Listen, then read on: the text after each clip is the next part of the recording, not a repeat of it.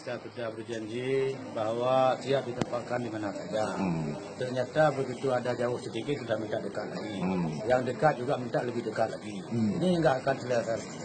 Makanya ini kita tertibkan semua. Jangan ada kita nanti begitu Pulau Aceh jadi luar. Pulau Aceh ini juga berbeda. Yang kita bagaimana raya Pulau Aceh bisa sehat juga. Masalah pertanian juga bisa berkembang. Maka tidak ada istilah tempat pembuangan.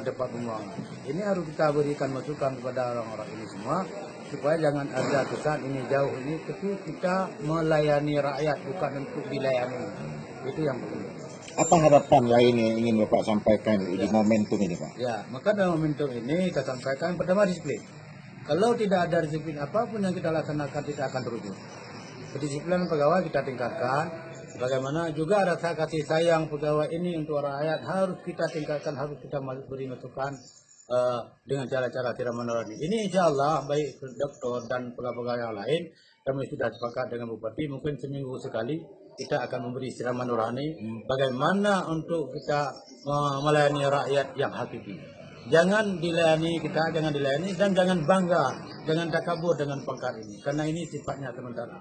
Kita maunya menjadi obat bagi rakyat, jangan kita jangan penyakit oleh rakyat kita sendiri. Oke, terima kasih, Pak. Terima kasih.